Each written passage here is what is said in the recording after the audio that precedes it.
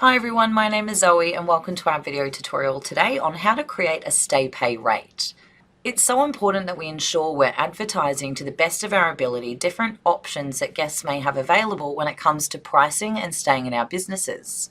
A Stay Pay rate is a really great option to use, especially if you're wanting your guests to potentially stay a little bit longer, which means you'll fill up your occupancy a little bit better throughout the year, but it also provides the guest with the benefit of having a reduced price off of their stay.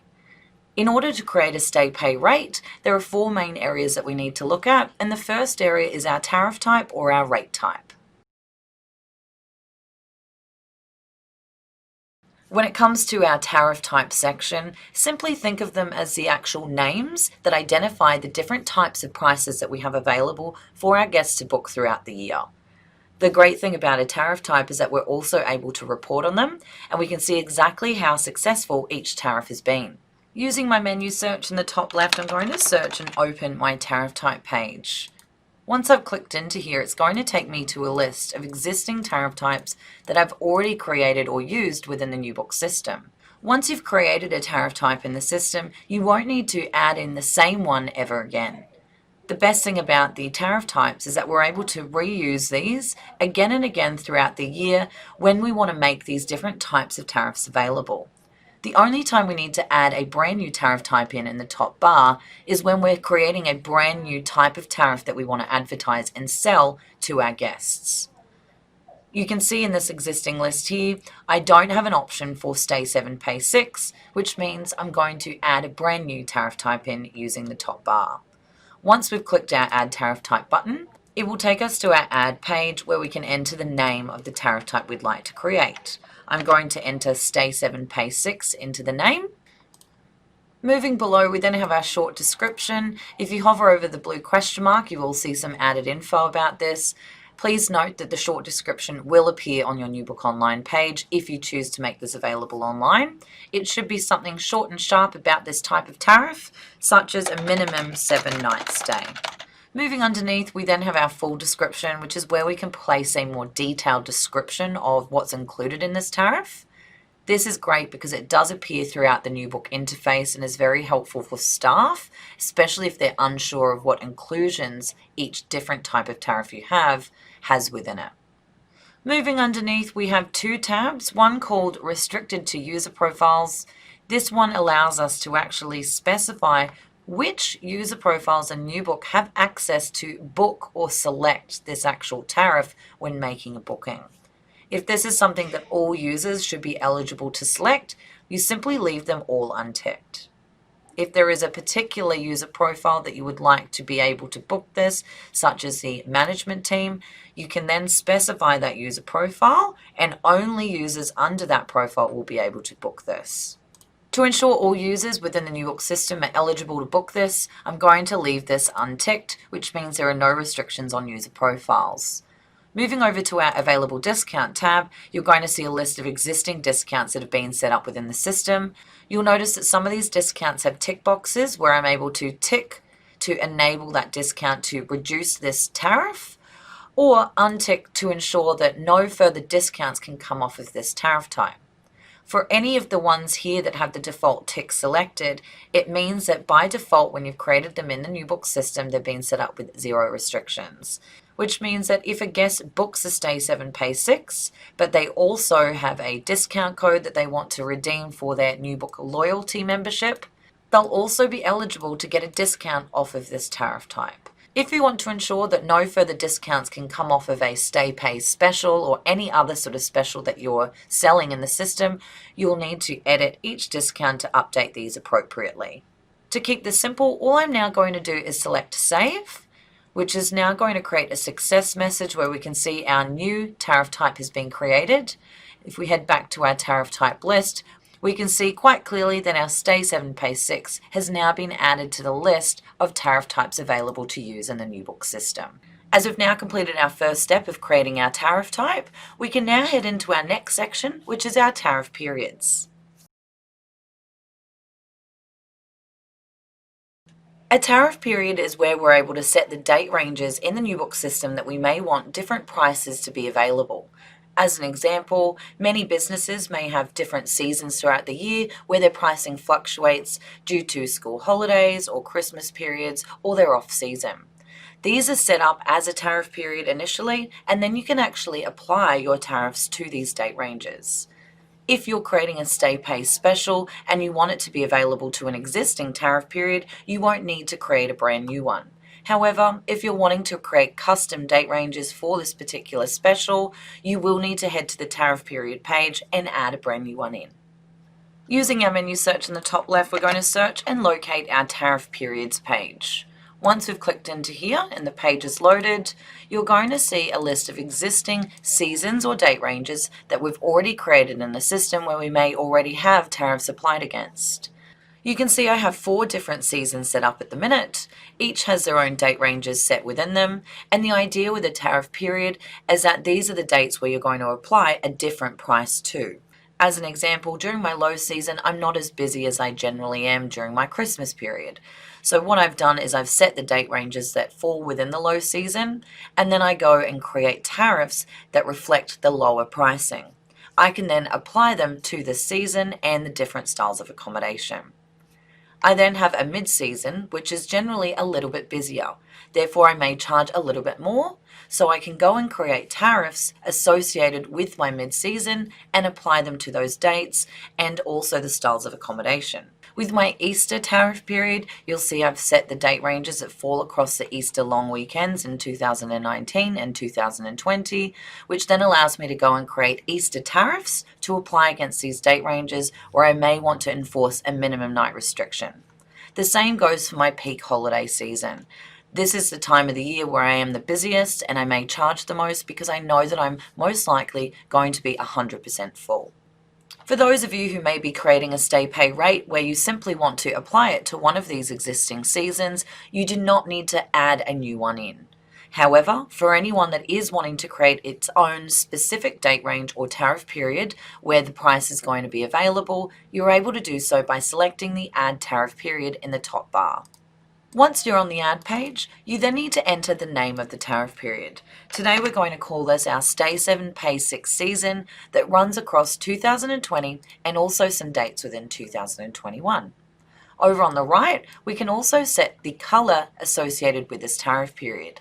This is very helpful because when we're looking at our bookings chart or even our tariffs chart, if we see this color, we know that it's going into our Stay 7 Pay 6 season. So it's a really easy way for our staff to identify when your seasons are changing. Simply click on the paint palette here. You can then drag and drop your mouse over the color, and you also have the option to drag and drop the color wheel on the side. Once you've found the color, simply click off. Over on the left, we also have the option to set which days of the week we actually want this tariff period to be available for. As I'm creating a Stay 7 Pay 6 and it's eligible for every day, I need to leave all days ticked. Underneath, we then have our tariff period dates, and this is where we actually set which dates we want this to be available. On the left, we can set when we want it to start from. As an example, I can click into the calendar and specify that this season starts on the 1st of September. Over on the right hand side is where I actually set when this price is going to stop. If I click into the calendar, I can then say that I simply want it to end on the 30th of September. If you want to add in multiple date ranges, simply select the Add Date button on the far right, and an additional line will appear where you can then set your new dates. As I'm wanting to make this available in 2021 as well, I'm going to change the year drop down to 2021. I'm also then going to select the 1st of September and do the exact same on the right hand side. Once my dates have been selected, all I then need to do is select Save and my new tariff period is available. You'll see your success message, and if we have a look below, we can see the dates that we've preset. It's very important that when you set up a tariff period that you name it something that's easy and clear to identify, because you will see the name of this on your tariffs chart and on your bookings chart. The same with the color as well. I'd also like to point out that in the Applied Tariffs tab, you'll see it currently says 0. This is because we've just created a brand new tariff period. We have not yet created our tariffs or applied them to the state range. If we head back to the tariff periods page, where we can see our new Stay 7 Pay 6 tariff period at the top of the list here, We can see the dates that we've set, what days of the week it's available for, and the color that it's going to display with when we're looking at our bookings chart or even our tariffs chart. It's important to understand that you may not need to create a brand new tariff period for each different type of tariff you create. You can use the existing ones that you have there, and if there are a few dates within that season that you don't want your stay pay rate to be available for, you can simply complete a stop sell by using our tariff override feature from your tariffs chart. And if you have any questions or concerns about this, please do not hesitate to reach out to our support team and we'll be able to guide you in the right direction. As we've now completed step 1 and 2, it brings us into our third step, which is actually creating the tariff itself. This is where we set as much information as we possibly can in regards to how much we charge per night, what the minimum night stay might be, how many people are included in that price, whether we charge for additional occupants, and even the amount the guest may have to pay in order to confirm their booking. Using our menu search in the top left, we're going to search and open our tariffs page. Once we've clicked into here and the page is loaded, you're going to see a full list of existing tariffs that you've used within the system before. These could be old ones, they could be current ones, and if there is a new tariff that you are creating, as an example, our Stay 7 Pay 6 that we've not yet used before, you'll need to select the Add Tariff button in the top bar to create a brand new one. Once you've selected here, it's going to take us to our Add Tariff page where we need to start filling in our main areas. The first tab we have is our basic tariff options. This is where we need to enter the tariff name, and it's important that we name it something that's easy to identify. As an example, we're going to say that this is our Stay 7 Pay 6 price, and I'm also going to indicate that this is specifically for my powered sites. I'd also like to insert that this is for my 2021 season. As we've now set our tariff name, we now need to set the pricing for this particular tariff, which is done within our base price calculation section, and this information is displayed within this tab here. When we do a Stay 7 Pay 6, there are two main options that you're able to use. The first one I'm going to show you is our Repeat for Listed Nights option. When you have this option selected, you can head over to the right-hand side and start adding in more base prices. You'll notice that as I start clicking on these, it changes from charging a flat fee each night to setting what the first night price will be, the second night, and the third night. I'll need to do this until I hit 7 nights. What this will allow me to do is set the actual price that I'm happy to charge for the first 6 nights. Once I then get to my 7th night, I can leave it as $0 because this is the night that they're going to get for free. Now, when you use the Repeat for Listed Nights option, please note that it will repeat this cycle if the guest stays another week. Therefore, they're going to continue to get the 7th night off if you use the Repeat for Listed Night option. If you would like to restrict how many times they potentially get this discount, you can do so by either clicking into your Advanced Tariff Options tab here, setting a minimum stay restriction as 7 nights, and a maximum stay duration of 14. This means that when your staff are making bookings, the guests can still stay for 2 weeks on that tariff, but as soon as they hit 15 nights, a warning message will appear advising they've exceeded the maximum nights that they're allowed to stay on that particular tariff. Alternatively, if you're happy for them to continuously get this discount off every 7th night, you simply leave that as 0 and it will consistently repeat. If we head back to our basic tariff options, I'd like to show you the second way in which we're able to do this, which allows you to restrict or ensure that the guest only gets the 7th night off once. In order to do this, you need to change the drop-down option from Repeat for Listed Nights to Use Last Listed Night. Once you've selected this, you'll notice that the 7th night now changes and says nights thereafter. What we need to do is add in one more base price on the right to specify that the 7th night will be free, however that every night thereafter will be charged at $20. This is a great way to ensure you're restricting how many discounts this particular person is eligible to get when they're booking on this tariff. With today's scenario, we're going to leave it on our Use Last Listed Night option. And we're going to move over now to the right-hand side where we're able to set how many people are actually included in the nightly tariff. There are two main options that we're able to use with our occupant inclusions. The main one here is our combined included occupants on yes. When you select yes, it grays out the breakdown of specific types of occupants and allows us to set how many of the above are included in the nightly tariff. If I place 2 within here, this means that I could have 2 adults staying on a powered site and they will pay $20. I could have 1 adult and 1 child and they'll also pay $20. However, if I do have a third occupant that wants to stay, they may then incur an additional occupant charge based on what we may have set up in our additional pricing section below. For those of you who may want to set the particular types of occupants that are actually included in a nightly tariff, you can leave the combined included occupants on no. Once selected, it's going to grey out our included combined occupants area, where we're then able to set the specific types of occupants that are going to be included in this nightly tariff. As an example, if I have 2 adults that I make a booking for on a powered site, they will pay whatever this nightly tariff is below. However, if I make a booking for someone that is traveling with 2 people, but it's not specifically 2 adults and it's 1 adult and 1 child, and I actually charge additional pricing for children, they may pay the $20 plus whatever the additional child fee is, because there are no children included in this actual tariff. For this particular tariff, I'd like to place it on our included combined occupants, which means any 2 persons will pay whatever the nightly price is. When it comes to setting what your additional prices are for extra occupants, you're able to select how you'd like to charge this from within our drop-down options in this section. These then appear in our Tariff Additional Occupant Pricing tab below.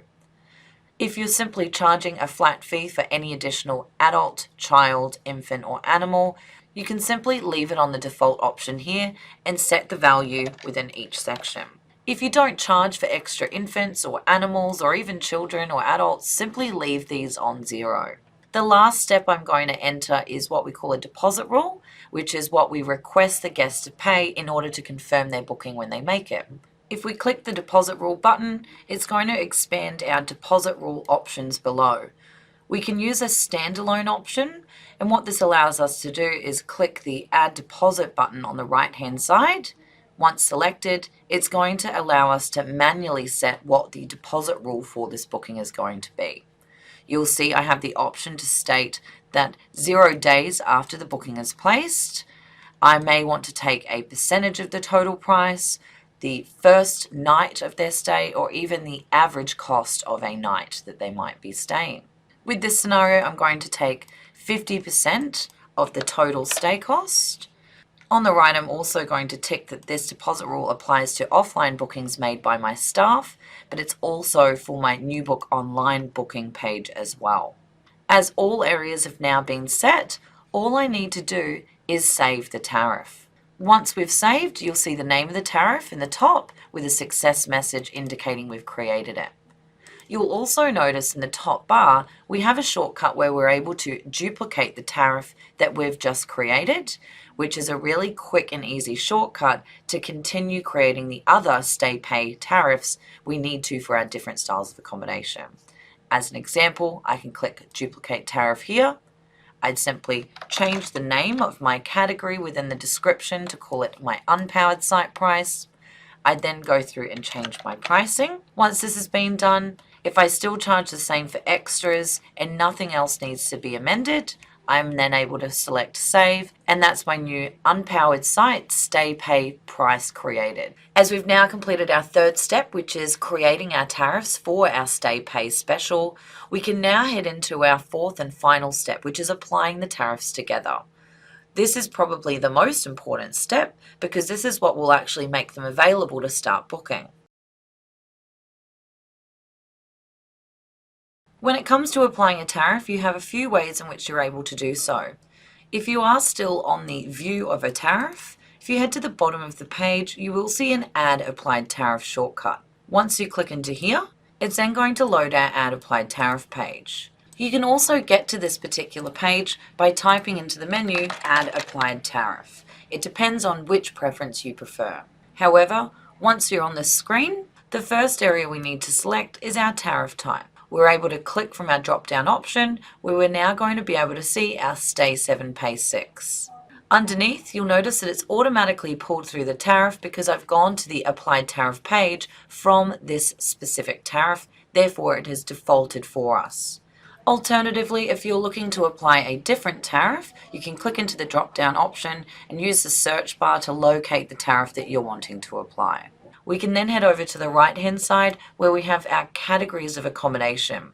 As I've created a tariff for my powered sites, I'm able to click into this box, select powered sites, and that means that when I save this application, the price will be available for this specific category only. Directly underneath, I then have the option to select my tariff period that I'd like to apply this tariff against. As I created a specific one for Stay 7 Pay 6, we are going to select this here. Remember that for those of you who simply want to apply it to an existing tariff period, you'll be able to select from the existing options in the list. Now that we've selected the main 4 areas on our application, all we need to do is select Save. Once we've done this, it's going to show that the applied tariff has now been created successfully. And if we wanted to cross-check to ensure that this is now appearing as available to book, we can have a look at our tariffs chart to check this. If I head to my menu search in the top left and locate my tariffs chart and select, you'll see the chart loads, and underneath it shows that we're on our current date range, which is the 20th of August. We can see our categories of accommodation, and listed underneath each of those are the different tariff types that are available to book during the dates that we're looking at. If we head down to our powered site, you'll see we have our standard tariff type, which is available to book through these current dates. However, you'll notice our Stay 7 Pay 6 is unavailable to book until the 1st of September, which is when our new tariff period that we created starts. If we click through and have a look at some of the other dates moving forward, you'll see the Stay 7 Pay 6 is available all throughout this period. If we get to the end of September, when we know that it stops, you'll then be able to see that it completely stops being applied from that date onwards. As you can see, we've successfully applied our Stay 7 Pay 6 tariff to our powered site category. This is now available for us to book within the NewBook system. And for those of you who may want to map this to your NewBook Online website, you'll then need to head into your NewBook Online settings page to complete the mapping within the NewBook Online mapping tab. You'll notice in my powered site category here, Stay 7 Pay 6 is currently listed as unticked or unmapped. To make it available on my website, all I need to do is tick Stay 7 Pay 6 and then save. This will then ensure that guests are able to visit your NewBook Online page and book this particular tariff. To show you exactly how the tariff will appear when you're making a booking, I've got a booking page open for us to have a look at. You can see I have the guest selected. I've got the dates that fall within September when I know that my Stay 7 Pay 6 price is available. I've got my powered site category selected. However, you can see I've only selected 3 nights. You'll notice in the quoted tariff section, I've got my standard price, which is eligible to be booked. And I can also see that the Stay 7 Pay 6 is available. However, there is a validation warning advising I've not yet met the minimum stay requirements. As soon as the guest reaches 7 nights, that validation warning will disappear. You'll see that the first 6 are going to be charged at the $20 per night, and the 7th night is charged at $0. Now, when I created the Stay 7 Pay 6 tariff, I used the last listed night option, which ensures that this discount does not repeat every 7 nights. This means that if I place the booking length at 14 nights, it's still simply charging them $20 for the rest of their stay. If I exceed the 14 nights, it's still going to continue charging the $20 as that's what I've set it to charge after the 7th night onwards. That does bring us to the end of our video tutorial today on how to create a basic Stay Pay tariff in the NewBook system and how we're able to apply that to our NewBook Online page. If anyone has any questions regarding how these particular tariffs will work with any third-party booking channels, please contact our support team for further information because you may need to set these up slightly different. It really depends on the particular channel and what it is that they're able to receive from your property management system. I hope you've enjoyed and we look forward to seeing you in our next video tutorial.